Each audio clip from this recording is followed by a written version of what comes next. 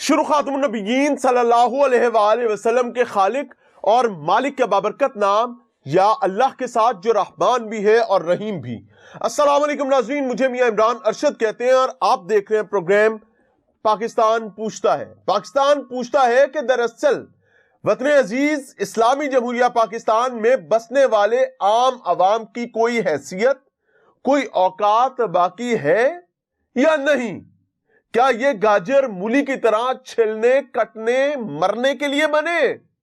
کیا مالک کائنات نے ان کو کرۂ ارض پر ایک ایسی مخلوق کے طور پر پیدا کیا ہے جس کے مرنے سے کہیں انسانیت کو، کہیں حکومتوں کو، کہیں اعلیٰ ایوان میں کسی کو فرق ہی نہیں پڑتا ہے؟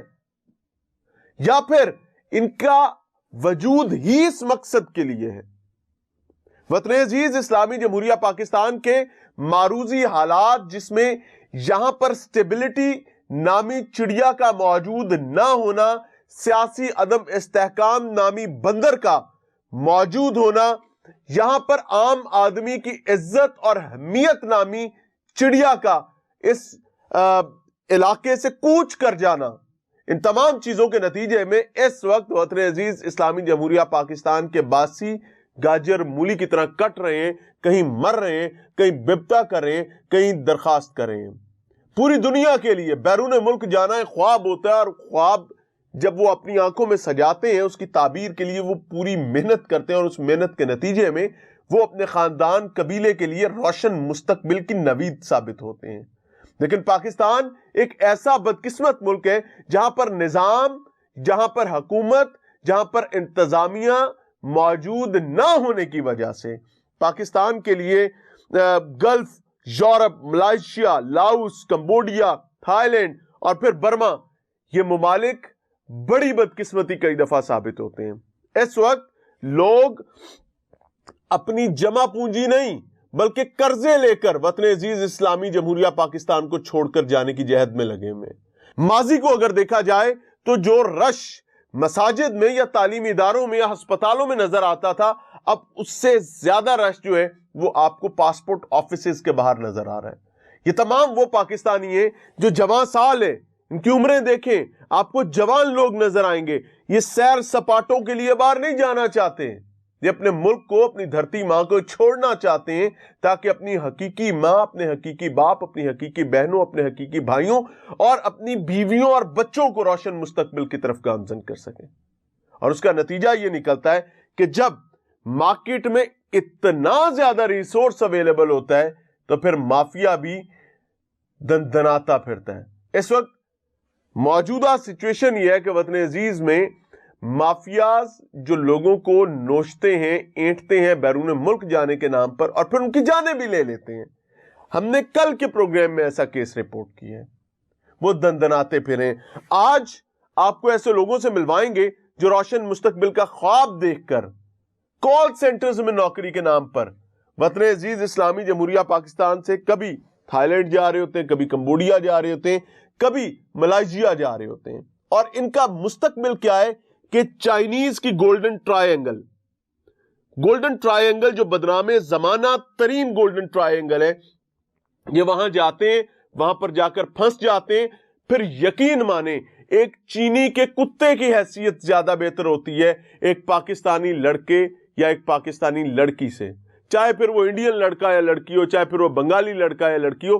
لٹرلی اس گولڈن ٹرائی اینگل میں ایک عام انسان سے زیادہ اہمیت ایک چائنیز کے ملکیت والے کتے کی ہے، کیونکہ یہاں سے لوگوں کو لے جایا جاتا ہے سہانے خواب دکھا کر، اور یہ وہاں پر جہاں فشانی سے کام کرنے کے لیے جاتے ہیں کہ ابے دا شملہ اچا کرانگا، شریکاں دے سینے تے بہ کے موم دلانگا۔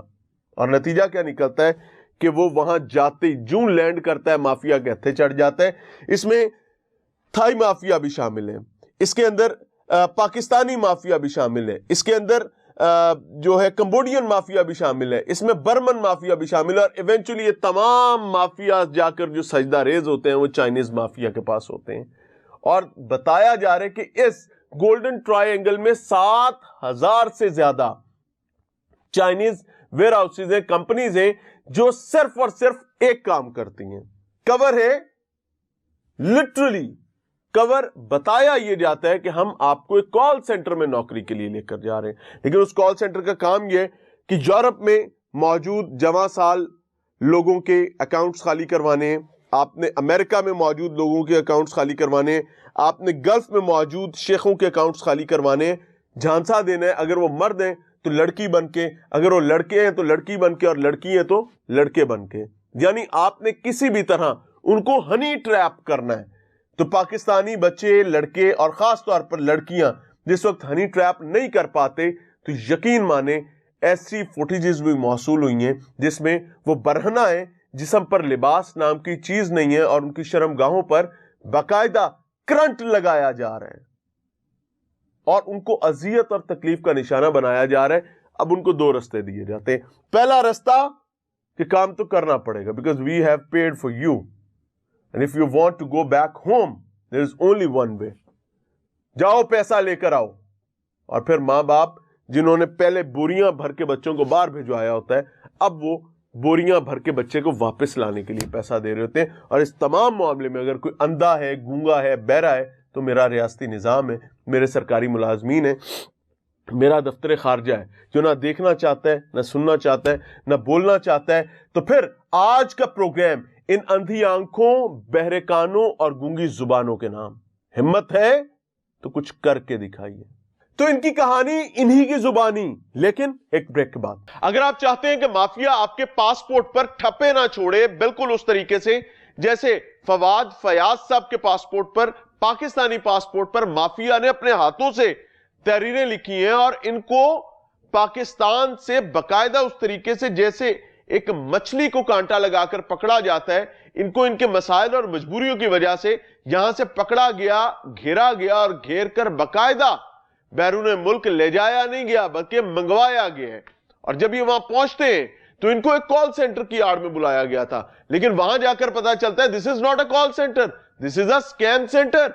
और फिर उस स्कैम सेंटर में मजबूरन इनको नौकरी करनी पड़ती है, और क्या क्या चीज इन्होंने भुगती और किस तरीके से ये पाकिस्तान वापस आने में कामयाब हो पाए, वो तमाम चीजें आज आपके सामने रखेंगे। और वहीं ये बताएंगे कि इस सब्ज पासपोर्ट की तकरीम के हवाले से बाहैसियत पाकिस्तानी हम लोग इंडिविजुअली क्या बदबख्ती समेट रहे हैं, क्या सलूक कर रहे हैं सब्ज पासपोर्ट के साथ हम, और वहीं हमारी हुकूमतें जो हैं उन पाकिस्तानियों के हवाले से जो पाकिस्तान के मसाइल को देखते हुए नाउमीद हो जाते हैं बदकिस्मती के साथ, और अपने खानदान कबीले के लिए बेहतर मुआश समेटने की कोशिश करते हैं। ये साहब लम्स के एसोसिएट रहे हैं, वहां पर जॉब करते रहे हैं, और लम्स को छोड़कर यह बैरून मुल्क जाते हैं और किस तरीके से गोल्डन ट्रायंगल के हथे चढ़ते हैं। और ये वो बदनामे जमाना गोल्डन ट्रायंगल है जो एक नहीं, दो नहीं, 3 मुल्कों पर मुश्तमिल है। और यहां पर जाने वाले जो हैं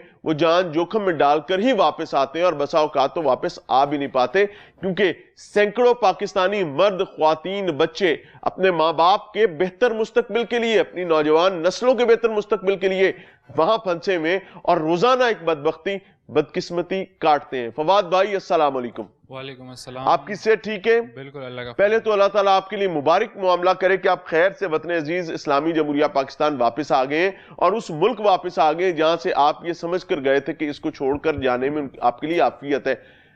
गोल्डन ट्रायंगल क्या चीज है? अच्छा, सबसे पहले तो आपका अज़हद शुक्रिया, और फिर उसके बाद सबसे पहले अल्लाह का शुक्रिया, इसके बाद आपका शुक्रिया कि उस जहन्नम से अल्लाह ने बचा लिया। मैंने अपने आप से वादा किया था कि अल्लाह ताला ने मुझे यहाँ बाहिफाजत निकाल लिया, तो इंशाल्लाह मैं कोशिश करूँगा, मुझे मेरे पैसे मिले या ना मिले, लेकिन मैं कोशिश यही करूँगा कि बाकी जो पाकिस्तानी रोज़ाना की बुनियाद पे, बाकी कंपनियों को छोड़ो, हमारी कंपनी में 4 से 5 लोग तो रोज़ाना की बुनियाद पे पाकिस्तानी आ रहे थे। अच्छा, आप गोल्डन ट्रायंगल की बात करें तो गोल्डन ट्रायंगल ये थाईलैंड, म्यांमार जिसका पुराना नाम बर्मा है, और लाओस, ये एशिया की कंट्रीज है, ईस्ट एशियन कंट्री है, ठीक है, लाओस, ये ईस्ट एशिया के कंट्रीज है। ये जिस तरह हमारा सीपेक होता है ना, इकोनॉमिक जोन, इसी तरह ये चाइना का एक किस्म का इकोनॉमिक जोन है वहाँ पे करेंसी भी चाइनीज चलती है, युआन चलती है वहाँ पे। तो जॉब के बहाने आपको वहाँ पे बुला लिया जाता है, वहाँ की जो पुलिस होती है, लहू की पुलिस भी होती है, लेकिन वहाँ पे साथ साथ सारा कुछ चाइनीज का कंट्रोल है। اور وہاں پہ جو سب کچھ ہوتا ہے وہ چائنیز مافیا کے انڈر ہی ہوتا ہے، اور ان کے ساتھ پاکستانی ایجنٹس، انڈین ایجنٹس، اسی طرح افریقہ کے ممالک روانڈا ہو گئے، یوتھوپیا ہو گیا، فلپینز ہو گیا، ملیشیا ہو گیا، ان ممالک کے لوگ آتے ہیں اور وہاں کام کرتے ہیں، اسکیمنگ کرتے ہیں۔ اچھا، یہ اسکیمنگ کیا ہے؟ یہ وہی اسکیمنگ ہے جو ٹیلی فون کے ذریعے آپ نے عربیوں کے اکاؤنٹس خالی کروانے ہیں، یا یورپ میں بیٹھے ہوئے لوگوں کو گھیر کر لڑکی بن کر، یا جیسے بھی ان کے اکاؤنٹ سے پیسہ نکلوانا ہے؟ نہیں، یہ ایسا ہے نا، وہاں پہ یہ بات اب مجھے کنفرم نہیں، لیکن وہاں پہ 7,000 کی اسکیمنگ کمپنیاں ہے اس گولڈن ٹرائنگل۔ ہر کمپنی مختلف کام کرتی ہے۔ ہاں، ہر ایک کمپنی کی، مطلب امیزون میں بھی اسکیمنگ ہوتی ہے، علی بابا کی اسکیمنگ بھی ہوتی ہے، اور کچھ لوگ مرد بن کے لوگوں کو لوٹتے ہیں۔ اور ہماری جو کمپنی تھی اس کا اصول یہ تھا کہ آپ کو فیس بک کی ایک پرانی آئی ڈی پکڑوا دیتے ہیں، ٹھیک ہے، آپ نے اس سے وہ ساری پرانی تصویریں ڈیلیٹ کرنی ہے، پھر انسٹاگرام پہ ایک ایسی ماڈل آپ نے ڈھونڈنی ہے جو گوگل لینس پہ نہ آئے۔ اچھا، ہاں، اور ایسی لڑکی اس کی تصویریں پاکستان میں بھی ہو اور امریکہ میں بھی ہو۔ اگر پاکستانی ماڈل آپ نے لے کے چلنا ہے، اگر انڈین ماڈل آپ نے لے کے چلنا ہے تو اس کی تصویریں انڈیا میں بھی ہو اور جا کے یو ایس اے میں بھی ہو، جو اس نے وہاں پر مختلف جگہوں پر کھینچوائی ہوئی اور اپلوڈ کی ہوئی۔ ہاں بالکل ایسے۔ یعنی کتنا خطرناک کام ہے ایک لڑکی کے لیے، ایک لڑکے کے لیے، کہ وہ کہیں پر بھی اپنی تصویر کھینچوا کر اپلوڈ کر رہا ہے تو کس مشکل میں پھنس سکتا ہے اور باقی لوگوں کو پھنسا سکتا ہے۔ جی بالکل۔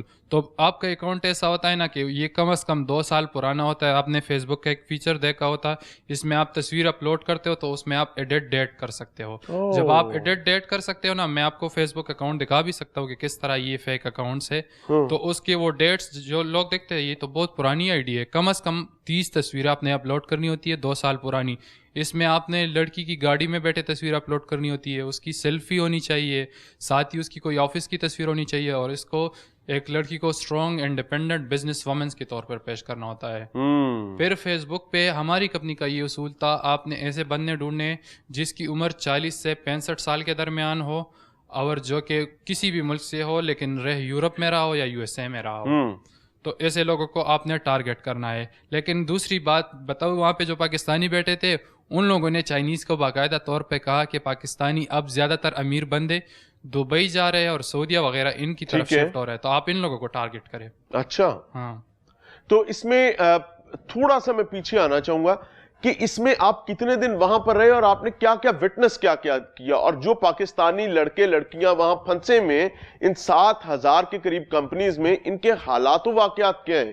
کن حالات میں اپنی زندگی گزار رہے ہیں؟ جی اچھا، میں وہاں پہ کمپنی میں 5 نومبر کو گیا تھا، اور تقریباً کمپنی سے میں 25-26 دسمبر کو میں کمپنی سے بھاگ کے نا پولیس اسٹیشن تک پہنچ گیا۔ اوکے، اور 31 جنوری لاؤ پولیس کے پاس؟ نہیں، لاؤ پولیس کی نہیں، چائنیز پولیس کے پاس، گولڈن ٹرائنگل۔ اچھا، وہاں پہ گولڈن ٹرائنگل میں پولیس بھی چائنیز پولیس ہے؟ لاؤ پولیس بھی ہے، چائنیز پولیس بھی ہے، لیکن یہ جو کمپنی ہے یہ چائنیز پولیس کو بھی پتا ہے کہ یہ اسکیمنگ کا ہی کام کرواتی ہے۔ اچھا، لیکن اگر آپ کا کوئی ریٹرن وغیرہ کانٹریکٹ نہیں ہوا ہے تو یہ آپ کا پاسپورٹ لے کے دے دیتی ہے۔ ہاں، تو آپ وہاں پہنچے، انہوں نے آپ کی مدد کی اس معاملے میں نکلنے میں؟ جی، میں پولیس کے پاس چلا گیا، ان کو بتایا، تو آپ کے پاس کمپنی کا کارڈ ہوتا ہے نا، مجھ سے تو کارڈ جیسے ہی آپ کو کمپنی سے نکالتے ہیں تو آپ کا کارڈ اور آپ کا سارا فون چیک کر دیتے ہیں، لیکن میں نے ان کو نہیں بتایا کہ میں کام کرنا چھوڑنا چاہتا ہوں۔ میں فوراً ہی گیا، میرے پاس اپنا کارڈ بھی تھا، کارڈ کی تصویر میرے پاس اب بھی موبائل میں نے کسی دوسرے بندے کو سینڈ کی تھی پہلے سے کہ مجھے اس طرح کا معاملہ پیش آ سکتا ہے، آپ یہ کارڈ دیکھ لے پھر مجھے سینڈ کر دینا۔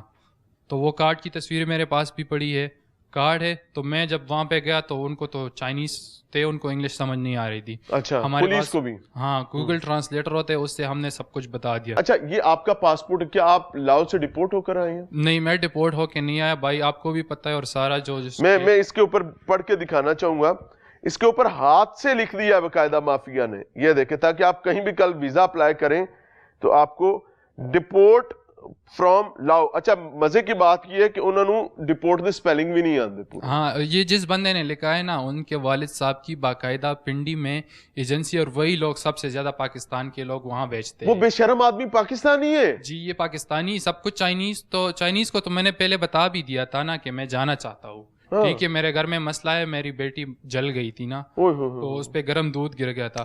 تو اس چائنیز نے ایسا کیا نا, اس پہ تھوڑا سا آرام پھر بھی اس میں تھا. اس نے کہا ٹھیک ہے آپ جا سکتے ہیں, لیکن جب ایجنٹ سے پوچھا یہ جا سکتے, نہیں ایسے نہیں جائے گا, کیونکہ ایجنٹ کو ہمارے پیسے ملے ہوئے ہوتے, ہم کو وہ فروخت کر دیتے. اگر میں واپس جانا چاہتا تھا تو ان کو, آپ سمجھتے ہیں آپ کو بیچا گیا تھا؟ جی مجھے بیچا گیا تھا 20,000 یوان. یہ سب سے کم ریٹ آپ کا وہاں پر لگتا ہے, یہ میرے خیال میں کیا کیا ریٹ ہے پاکستانی کے بیچنے کا وہاں پر؟ 20,000 یوان سب سے کم ریٹ ہے, جس پر آپ بکے تھے, جس پر میں بکا تھا. آپ کے ایجنٹ نے آپ کو 20,000 یوان میں بیچا تھا؟ جی 20,000 جو چائنیز مافیا سے اس نے لیا تھا. جی چائنیز جو آپ نے پلے سے بھرے تھے وہ کتنے تھے؟ میں نے 7 لاکھ روپے بھرے تھے. لیکن دوسری بات یہ بتاؤں نا کہ پاکستان سے جب آپ ویتنام آتے ہو, یہ ٹکٹ اور ویزا, اور ویتنام میں کیونکہ لاؤس کی ایمبیسی نہیں ہے پاکستان میں, تو آپ کو پہلے یا ویتنام لے کے جایا جاتا ہے, یا ملیشیا لے کے جایا جاتا ہے, یا اس کے علاوہ آپ کو کمبوڈیا لے کے جایا جاتا ہے. ویتنام, ملیشیا یا کمبوڈیا؟ جی یہ 3 موسٹلی ممالک ہے. لیکن میرا پہلے ملیشیا کا ویزا لگا تھا, لیکن ملیشیا کا سین یہ بن گیا تھا کہ وہاں وہ 1200 پاکستانی ڈپورٹ ہو گئے تھے. اگر آپ کو یاد ہو تو 1200 پاکستانی ڈپورٹ ہو گئے تھے کہ گرفتار ہو گئے تھے, یہ مجھے کنفرم نہیں. تو پھر مجھے ویتنام کا ویزا لے کے دیا. یعنی ملیشیا کوشش کر رہا ہے, پاکستانی باز نہیں آ رہے ہیں. ہاں یہی مسئلہ ہے.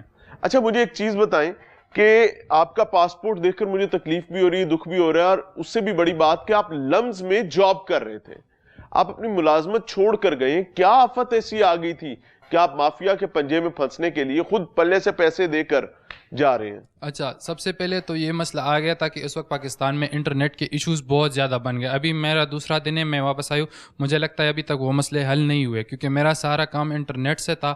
پھر انٹرنیٹ بند ہونے لگا, وہ دھرنے وغیرہ ہونے لگے, احتجاج ہونے لگا. پھر نہ انٹرنیٹ کی کوئی بھی سم نہ کام کر رہی تھی, نہ وائی فائی کام کر رہی تھی, تو مجبوراً گھر میں بیماریاں وغیرہ بھی آ گئی. تو اسی چیز نے مجھے مجبور کیا کہ میں باہر جاؤں. برا نہ منائیے گا, 8-10 دن کا وہ سپیل تھا. اگر میں پورے ملک میں کسی بھی علاقے کی بات کروں یا ورسٹ سچویشن میں ہوگی, 8-10 دن کا سپیل تھا. 8-10 دن کے سپیل سے آپ ڈس آرٹ ہو کر اپنی نوکری چھوڑتے ہیں, 7 لاکھ روپیہ ایجنٹ کو دیتے ہیں. کیا کمیٹی ڈال رکھی تھی جو سیدھی نکل آئی؟ گھر میں مسائل تھے, وہ 7 لاکھ گھر پہ استعمال کر سکتے تھے. 10 دن بعد آپ کا انٹرنیٹ واپس تھا, آپ ملک چھوڑ کر چلے گئے. یار حیرانگی کی بات یہ میں آپ کو بتاؤں, جب میں باہر جانے کی تیاری کر رہا تھا اس وقت ہمارے گھر میں ایک پیسہ تک نہیں تھا. یہ 7 لاکھ روپے جو ہے میں نے قرضہ لیا تھا, لیکن انٹرنیٹ مسلسل نہ ٹھیک ہو رہا تھا, نہ کوئی مجھے راہ نظر آ رہی تھی. میں سوچ رہا تھا کہ یہی مسئلہ پاکستان میں, آپ کو پتہ ہے پولیٹیکل انسرٹنٹی ہے, اور جب پولیٹیکل انسرٹنٹی چلتی ہے تو پھر ملک کے مستقبل کا کچھ پتہ نہیں چلتا. بھائی 7 لاکھ روپیہ کسے ادھار لیا تھا آپ نے؟ دوستوں سے اور ایک دوسرے سے ادھار, رشتہ داروں. تو یہ ادھار اپنے گھر پہ بھی خرچ کیا جا سکتا تھا نا, قرضہ تو وہ اب بھی آپ پہ ہے, آپ نے وہ واپس تو کرنا ہے نا, بیکاز آپ نے کمایا کچھ نہیں. وہ کیا کہتے ہیں, تلی میں آیا گلی میں کھایا, اور آپ کھا پی کر تو آپ واپس آ گئے, قرضہ بھی آپ کے سر پہ کھڑا ہے. تو اس قرضے کے ساتھ آپ اپنے گھر سنبھال سکتے تھے, اور بہت تھوڑے پیسوں کے ساتھ گھر کے مسائل کو دور کر کے آپ یہیں پر رہ کر کام کر سکتے تھے. جی میں غلط تو نہیں کہہ رہا؟ نہیں بالکل, آپ یہ بات بالکل صحیح کہہ رہے ہیں. کیا پینک ڈیسیژن تھا؟ یہ میرا پینک ڈیسیجن تھا, آپ بالکل صحیح بات کر رہے ہیں. لیکن میں وہاں پہ 15 گھنٹے کی ہم جاب کرتے تھے, 15 گھنٹے کی. اب میں اسی وجہ سے واپس آیا. لالا کبھی پاکستان میں 15 گھنٹے کی جاب کی آپ نے؟ برا نہ منائی گا, ایمانداری. نہیں, پاکستان میں نے 15 گھنٹے کی جاب نہیں کی. تو بھائی یہ میں دوسروں کے لیے آپ سے سوال کروں, مجھے معاف کیجئے گا آپ کو برا لگے. وہاں جا کر چائنیز کی قید میں رہ کر آپ پلے سے پیسے دے کر 15 گھنٹے نوکری بھی کرتے ہیں اور ڈنڈے کے نیچے بیٹھ کے کرتے ہیں. پاکستان میں آپ 15 گھنٹے کا پے بھی نہیں کرنا چاہتے, کوئی بھی پاکستانی. ہم کہتے ہیں کہ وہ کام ہم پاکستان میں نہیں کریں گے کیونکہ ہماری عزت خراب ہوتی ہے. باہر جا کر ڈنڈے کے نیچے ہم سب کچھ کریں گے اور کہیں گے پاکستان برا بھی ہے. یہ کیا کہانی ہے؟ لیکن یہ ہے نا, اب انشاءاللہ یہی ہے کہ 15 گھنٹے کے پاکستان میں کام کر کے کوشش کروں گا, کیونکہ انسان سے بعض اوقات غلطیاں ہو جاتی ہے. تو یہ بہت بڑی غلطی ہوئی تھی. لیکن مسئلہ یہ تھا کہ میں ایک قسم کے اعتبار پہ مارا گیا, کیونکہ میرے بھائی کے دوست. اعتبار کیسے بنا تھا یہ دیکھیں نا, اعتبار تو آج کے دور میں سگے بھائی پر بندہ نہیں کر پا رہا, تو آپ ایجنٹوں پر اعتبار کر گئے اور لاکھوں روپیہ پکڑا دیا, بلکہ اپنے آپ کو بھی پکڑا دیا. اعتبار کیسے جیتا تھا آپ کا؟ یہ میرا بھائی جو ہے نا, میں اس کے میرے بھائی کا دوست تھا اور اس کے دوست کا دوست تھا. تو جو دوست کے دوست تھا اس کا بھائی ادھر لاؤس میں تھا. لیکن جب وہاں لوگ جاتے ہیں ان کو پتہ لگ جاتا ہے اگر ہم جتنا بھی کام کریں نا, ہمارے پیسے یہاں سے پورے نہیں ہونے. ان کو 6,000 یوان کی سیلری بتاتے ہیں اور پھر آ کے دیتے ہیں 2,500 یوان.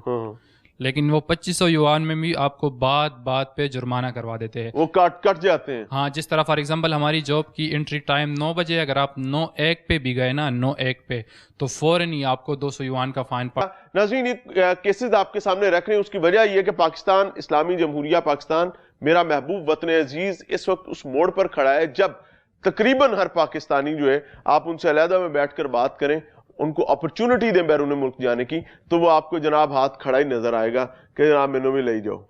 کیوں؟ کیونکہ وہ کہتے ہیں نا, سانو بھی لے چل نال وے بابو سونی گڈی بالیا.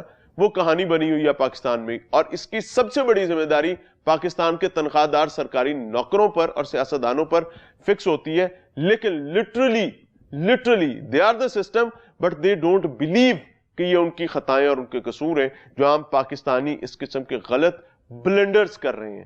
آپ کو اور بھی فیملی سے ملوائیں گے, اور ہماری کوشش یہ ہے کہ اندھی آنکھوں, بہرے کانوں اور گونگی زبانوں تک یہ آوازیں, یہ باتیں, یہ تکالیف پہنچائی جا سکیں, اور ان کو اس چیز کا احساس کروایا جا سکے کہ ان سے اس چیز کا حساب لیا جائے گا. ملتے ہیں بریک کے بعد. ناظرین, پروگرام میں ایک بار پھر سے خوش آمدید. آج کے پروگرام میں چونکہ ٹیم پاکستان پوچھتا ہے نے جو بیڑا اٹھایا ہے, وہ ان پاکستانیوں کی آواز بننے کا ہے جو پاکستانی بے یار و مددگار وطن عزیز اسلامی جمہوریہ پاکستان سے دور مافیاز, بالخصوص چائنیز مافیاز کے چنگل میں پھنسے ہوئے. اور اس حوالے سے اس وقت ہمارے ساتھ موجود ہیں محمد حمزہ صاحب, جن کا تعلق کمالیہ ٹوبا ٹیک سنگھ سے ہے, اور یہ کمبوڈیا گئے تھے بیسیکلی ملازمت کرنے کے لیے, اور کام تھا کال سینٹر کا, اور اس کے نتیجے میں ان کو کیا بھگتنا پڑا ہے, ان کی کہانی انہی کی زبانی. السلام علیکم حمزہ, کیسے ہیں آپ؟ ٹھیک ہے, صحت اچھی ہے آپ کی؟ السلام علیکم, میرا نام محمد حمزہ ہے, میں تحصیل کمالیہ, ضلع ٹوبا ٹیک سنگھ, ڈویژن فیصل آباد کا رہائشی ہوں. اچھا حمزہ, مجھے ایک چیز بتائیے گا, آخر ایسا کیا ہوا تھا کہ آپ کو ہم سے رابطہ کرنا پڑ گیا؟ میاں عمران اشرف صاحب, آپ کا بہت بہت شکریہ, آپ کی ٹیم کا بہت شکریہ, جنہوں نے میرے ساتھ بہت اچھا تعاون کیا. میں نے فہیم نام لڑکے کی ویڈیو دیکھی سچ نیو ٹی وی پہ, اور اس کے ساتھ جو ہوا میرے ساتھ بھی ویسا ہی ہوا. اس کے ساتھ تھائی لینڈ میں اسکیم ہوا, میرے ساتھ کمبوڈیا میں ہوا. مجھے علی رضا نام وسیر کے بندے نے مجھ سے, جو کہ 715 گاف بے تحصیل کمالیہ کا رہائشی ہے, جس نے مجھ سے 10 لاکھ روپے لے کر مجھے کمبوڈیا بھیجا. مجھے لاہور ایئرپورٹ سے بینکاک بھیجا گیا. 10 لاکھ روپے آپ نے دیا, اور آپ لاہور ایئرپورٹ سے بینکاک گئے ہیں, اور کمبوڈیا جانا تھا. بینکاک سے مجھے کمبوڈیا بھیجا گیا. کمبوڈیا میں لینے والا, آگے سے ریسیو کرنے والا حسن نام کا لڑکا, جو کہ ایجنٹ بنا ہوا ہے, جو کہ علی رضا وسیر کا بھانجا ہے, اس نے مجھے وہاں سے ریسیو کیا, اور مجھے وہاں $6,000 کا سیل کیا گیا. $6,000 کا سیل کرنے کے بعد مجھے کمپنی کے حوالے کر دیا گیا. $6,000 میں آپ کو سیل کر دیا؟ وہاں کمپنی میں جاتے ہی مجھے لڑکوں سے پتہ چلا کہ میں تو یہاں سیل ہو کر آیا ہوں, مجھے نہیں پتہ میں سیل ہوا ہوں. اور جب میں نے میرے پاس موبائل, پہلے ہی انہوں نے موبائل لے لیا تھا, میرے پاس پاسپورٹ نہیں تھا, میرے پاس موبائل نہیں تھا. تو جب وہاں میں نے شور مچایا, میں چلایا کہ میں نے یہاں نہیں رہنا, تو مجھے یہاں سے پکڑ کے اٹھا کے مجھے وائٹ روم میں بند کر دیا گیا. وائٹ روم میں بند کرنے کے بعد مجھے وہاں بلیک میل کیا گیا کہ آپ یہاں سے نہیں بھاگ سکتے, اگر آپ بھاگو گے تو آپ پہ کتے چھوڑے جائیں گے. اور باقی لڑکوں کے ساتھ ہی ایسا ہی ہوتا تھا, ان پہ تشدد ہوتا تھا. اور وہاں پہ کام یہ کرنا ہوتا تھا, کمپیوٹر پہ بیٹھ کے لوگوں کے ساتھ سکیم کرنا ہوتا تھا. کمپیوٹر پہ بیٹھ کے لڑکی کی آئی ڈی بنانی ہوتی تھی, اور لوگوں کو بندے کو لڑکی بن کے اپنے جال میں پھنسانا ہوتا تھا. اور پھنسانے کے بعد اس سے میٹھی میٹھی باتیں کر کے اس کو اپنے جھانسے میں پھنسا کے پھر اس کی پرائیویسی لے کے اس کو بلیک میل کر کے اس سے پیسے چھینے جاتے تھے, اور جو بہت کوئی گھٹیا قسم کی حرکت ہے. اور جب کہتے تھے کہ ہم نے یہ کام نہیں کرنا تو ہمیں کال کوٹری میں لے کر چلے جاتے تھے وہ لوگ, وہاں پہ ہمیں بند کر دیا جاتا تھا. مجھے 3 دن وہاں ان لوگوں نے بند رکھا.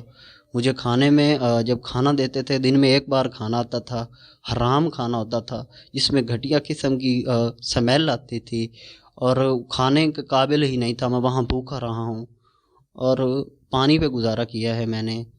جب ایک دوست کو چھپ کے دوست سے میں بات کی ان کے کمپیوٹر سے. تو مجھے ایک چیز بتائیں کہ آپ کا گھر کبھی پھر رابطہ ہوا؟ کیونکہ موبائل آپ کے پاس تھا نہیں، رابطہ کیسے ہوا؟ میں نے اس کو بتایا کہ میں یہاں سیل ہو کے آیا ہوں. تو دوست نے گھر بتایا. گھر والوں نے کہا کہ جی ہمارے ایجنٹ جو ہے وہ تعلق والا ہے، وہ کس طرح ایسا کر سکتا ہے.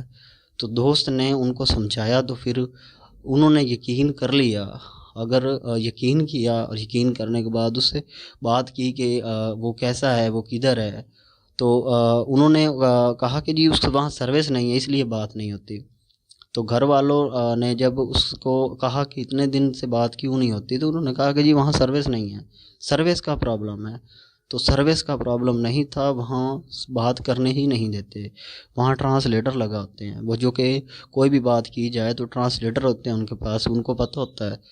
اور جب کوئی بھی ان کے سامنے کوئی بھی بات کر رہا ہوتا ہے ان کے خلاف، کمپنی کے خلاف، تو اس پہ تشدد کیا جاتا ہے. اس کو کال کوٹری میں لے کر بند کر دیا جاتا ہے، اس پہ کتے چھوڑے جاتے ہیں. تو پھر گھر والوں نے $12,000 پھر دیے اور مجھے وہاں سے واپس بلایا.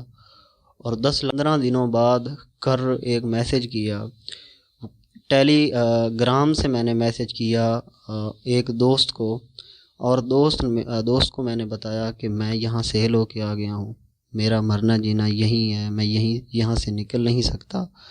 تو میرے دوست نے جب گھر بتایا تو گھر والوں نے کہا کہ جو بھیجنے والا ایجنٹ ہے وہ ہمارا تعلق والا ہے، وہ اس طرح نہیں کر سکتا.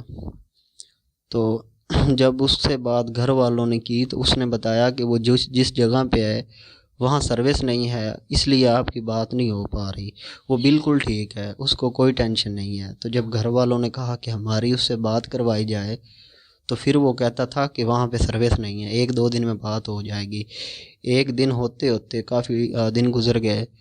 اور جب گھر والوں کو پھر میں نے دوبارہ میسیج کیا دوست کو، بہت چھپ کے اور بہت ہی سوچ سمجھ کے میسیج کیا. کیونکہ جیسے ہی ان کو پتہ چل جاتا کہ میں نے میسیج کر دیا ہے تو میرے ساتھ پتہ نہیں کیا سلوک ہوتا. آپ نے وہاں پر کیا سلوک ہوتے دیکھا پاکستانیوں کے ساتھ یا دوسری قومیت کے لوگوں کے ساتھ جو وہاں پر روزگار کے لیے گئے میں، وہاں پر چائنیز مافین کے ساتھ سلوک کیا کرتا تھا؟ جب ان کو کوئی بات ناگوار گزرتی تھی، کسی چیز سے ان کو برا لگتا تھا، تو کس قسم کا سلوک کرتے تھے؟ جو سلوک میں وہاں رہتے ہوئے لڑکوں کے ساتھ دیکھتا تھا، جن پہ وہ دھمکی دیتے تھے کہ اگر آپ نے یہاں سے بھاگنے کی کوشش کی یا گھر رابطہ کرنے کی کوشش کی تو آپ پہ کتے چھوڑیں گے ہم. اور کھانا پینا تو پہلے سے وہاں پہ حرام ہے، جو کہ کیکڑے دیتے ہیں اور گوشت ہوتا ہے پتہ نہیں کس چیز کا ہوتا ہے، جو کھانے سے پہلے ہی بندے کا جو ہے وہ الٹی آنے لگتی ہے. اتنا گھٹیا اور گندے قسم کی بو آتی ہے اس گوشت سے. اور میں آپ کو بتا نہیں سکتا کہ میرے ساتھ وہاں کیا سلوک ہوا. مجھے بلیک میل کیا گیا، مجھے ٹارچر کیا گیا، آپ نے یہ کام کرنا ہے، اگر آپ کام نہیں کرو گے تو آپ کو بھوکا رکھیں گے ہم، آپ کو کمرے کے ساتھ سکیم کرنا ہوتا تھا. کمپیوٹر دیتے تھے، موبائل فون دیتے تھے اور ایک ڈبہ سموں کا دیتے تھے. ایک سم ڈال کے اکاؤنٹ بنا کے ٹارگٹ بھی خود بتاتے تھے کہ اس کو ٹارگٹ کرنا ہے. ٹارگٹ کرنے کے بعد اس کو اکاؤنٹ ہیک کرنا ہوتا تھا. جتنی اماؤنٹ ہوتی تھی اس کو غائب ہو جاتی تھی، وہ غائب کر لی جاتی تھی اور اس سے لڑکی بن کے بات کرواتے تھے. فیک اکاؤنٹ بنایا جاتا تھا اور اس کو پیار کا لالچ دیا جاتا تھا. پیار میں جب پھنس جاتا تھا تو پھر اس کو بلیک میل کیا جاتا تھا. اور جو بندہ کام نہیں کرتا تھا اس کو کال کوٹری میں ڈال کے بلیک میل کیا جاتا تھا، جس پہ تشدد کیا جاتا تھا. اور جب میں وہاں سے واپس آیا تو وہ ایجنٹ کو گھر والوں نے پریشر رائز کیا کہ ہمیں ہمارا بندہ چاہیے. میری گھر بات نہیں ہوتی تھی، میرے پاس کوئی موبائل فون نہیں ہوتا تھا اور ان لوگوں کے ٹرانسلیٹر لگے ہوتے ہیں، کوئی بندہ گھر بات نہیں کر سکتا. $12,000 میرے گھر والوں نے میرا دیا اور مجھے دوبارہ واپس لیا. ایک جانے کے پیسے دیے 10 لاکھ، ٹھیک ہے، اور وہاں واپس آنے کے بھی انہوں نے ہم سے پیسے لیے، $12,000 لیا. میں F5 فیصل آباد میں گیا. F5 فیصل آباد میں میری کسی نے کوئی بات نہیں سنی اور میں نے ان کو سب پروف دکھائے. میرے پاس ویڈیوز ہے، میرے پاس پاسپورٹ پہ وہ جو ویزا ہے، ٹکٹ ہے، میرے پاس جو کچھ تھا، میرے وائسیں تھی، وہاں کی پکچر تھی، وہ میں نے سب دکھائی آنے جانے کی، لیکن میرا کسی نے یقین نہیں کیا۔ حمزہ اللہ تعالیٰ آپ کے لیے آسانی کا معاملہ فرمائے، لیکن ناظرین ایک چیز ذہن میں رکھیے گا کہ یہ بحیثیت پاکستانی ہم تمام لوگوں کے لیے انتہائی شرم اور ڈوب مرنے کا مقام ہے اس نظام کے لیے کہ ایک پاکستانی جو اغوا ہو کر پاکستان سے باہر جاتا ہے، اس کو چائنیز مافیا اور مختلف مافیاز خریدتے ہیں اور بیچنے والے خود اپنے پاکستانی ہوتے ہیں، اور جب وہ اپنے پاکستانی اداروں کو شکایت کرتا ہے کہ جناب مجھے اس طریقے سے بدبختی کا نشانہ بنایا گیا، تو وہ ادارے اس کی کوئی بات سننے کے لیے تیار ہی نہیں ہوتے ہیں، بیکاز وہ یہ سمجھتے ہیں کہ جناب ہمارے پاس اب ایسے کام بہت زیادہ ہیں جو سیاسی کام ہیں، ہم عوام کے باپ کے نوکر ہیں جو عوام کی خدمت کے لیے کھڑے ہو جائیں گے۔ It is a big question mark on the performance of the institutions as well as on the performance of the government، جس کی ذمہ داری ہے کہ وہ خارجی تعلقات کو مینٹین رکھے اور ان کو استعمال کرتے ہوئے جو پاکستان بیرون ملک موجود ہیں، مسائل کے شکار ہیں، اذیت تکالیف میں ہیں، یا پھر کسی مافیا کے ہتھے چڑھ گئے، ان کو باعزت واپس پاکستان لایا جا سکے، ان مافیا سے نکلوا کر وہ بھی لمبی تان کر سو رہے ہیں، کیونکہ ہم کوئی قوم تو ہے نہیں، نہ ہی کوئی ڈیولپڈ نیشن ہے، نہ ہی ہمارا کوئی نظام موجود ہے، نہ ہی ہمارا کاغذ کے ٹکڑوں پر لکھا ہوا آئین ہمیں ایکچولی تحفظ دے پاتا ہے جیسا ہونا چاہیے، کیونکہ یہ تمام چیزیں صرف اور صرف کاغذ کے پنوں پر لکھی ہوئی موجود، کیونکہ یہ تمام چیزیں صرف اور صرف پنوں پر موجود ہیں، اس کے علاوہ ان کی عملی حیثیت وقت نہ ہونے کے برابر ہے۔ اللہ تعالیٰ عافیت کا معاملہ فرمائے، حکومت کو ذمہ داری لینے کی توفیق عطا فرمائے، اور وہ پاکستانی جو چائنیز گولڈن ٹرائنگل میں پھنسے ہوئے ان کو وطن عزیز واپس لے کر آنے میں اپنا کردار ادا کرنے کی توفیق عطا فرمائے۔ ہم جو کر سکتے ہیں، we are doing our part, what you people are doing. اجازت چاہیں گے، السلام علیکم۔